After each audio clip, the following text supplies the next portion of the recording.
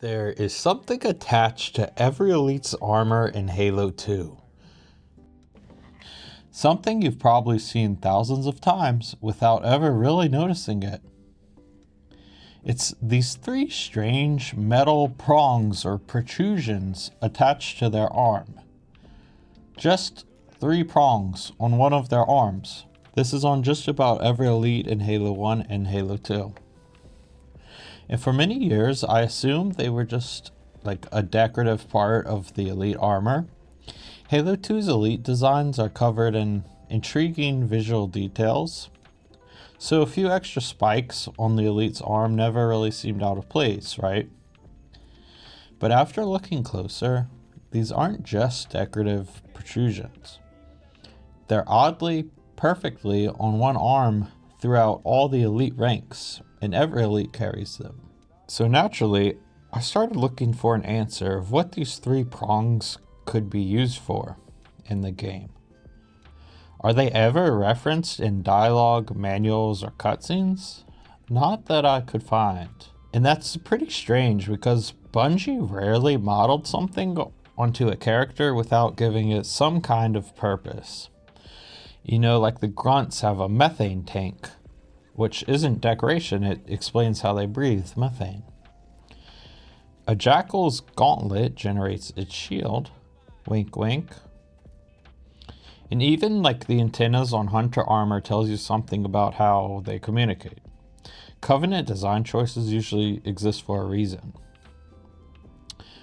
So why would Bungie spend the time modeling these protrusions onto every elite if they apparently serve no purpose? But the answer is they do actually have a purpose, or they did have a purpose. So you actually have to go back many years to a version of Halo that never shipped. Players never got to experience this. I'm sure some have seen this, but during the development of the original Halo CE, Bungie experimented with a different kind of extra idea for elite shields. Elites were planned to have three separate diamond-shaped shield layers similar to jackals. So rather than breaking one shield and opening a window to attack, you would have had to strip away these multiple defensive shields, kind of like jackals have. But back to the three prongs. They weren't just random protrusions. They were actually the shield emitters for this old cut elite shield.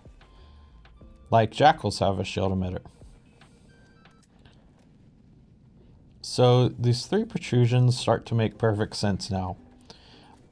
Under each of these prongs is where the shield would have been deployed in three different layers.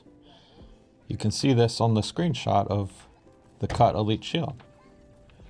They were physical emitters for a gameplay mechanic that ultimately never made it into the final game, but for some reason stayed on elite armor for two games. Halo 1 and Halo 2, Halo CE and Halo 2. But Bungie abandoned the layered shield system before CE ever shipped. Players never got to experience this shield. And as far as the gameplay was concerned, the shield mechanic disappeared. But the emitters didn't for some reason. Somehow, one of the older concepts from Halo's early development managed to outlive many years after it was cut. I think that's what makes these little prongs so interesting. They're mysterious because not many people, maybe a dozen in the world, knows what their purpose was before this video. They're interesting because they're one of the few pieces of Halo's developmental history that escaped into the final game, even though it was mostly cut. You know, a lot of deleted mechanics just vanish without any kind of trace, but these didn't. They became part of one of the most iconic character designs in the series for the first two games, Halo 1 and 2 Elite Armor.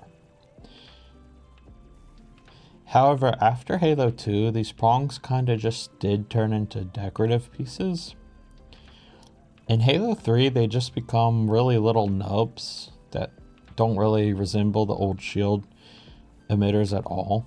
So maybe they finally realized they did not have a purpose or make sense on the elite armor anymore.